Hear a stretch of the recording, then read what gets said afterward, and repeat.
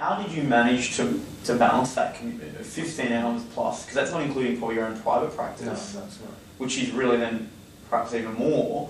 How did you balance that with your commitments to school?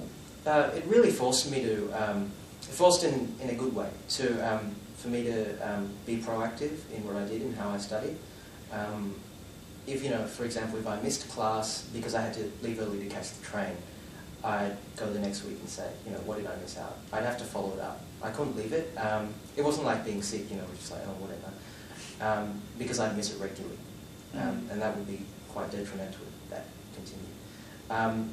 I had to, I'd come home at 9 o'clock, I would sleep late, I had to do work. I had no time to do anything else really.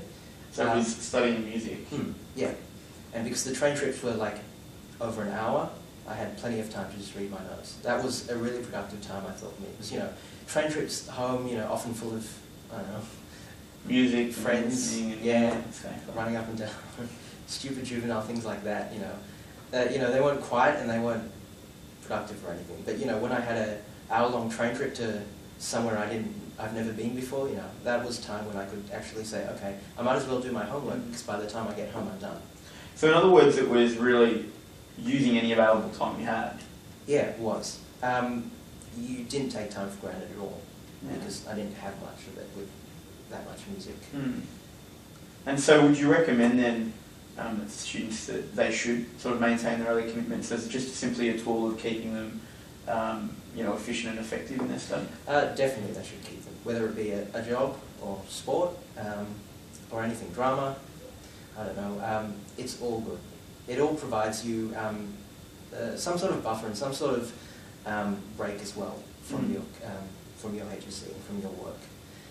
It's both relaxing and it pushes you a lot. Yeah, okay, so you found that it clearly pushed you, I guess. Yes, yeah. But it was also a time of relaxation. I enjoyed it. So in other words, even though you had a packed schedule, where you were coming home late, from music at 8, 9 o'clock and then you're having to study, it wasn't something that you felt you had to, something that you enjoyed because, those couple of hours of music was something, you found relaxing and enjoying. Yeah. I found it relaxing and enjoying, and I found it that, sometimes I didn't enjoy the rehearsals. It was tough stuff.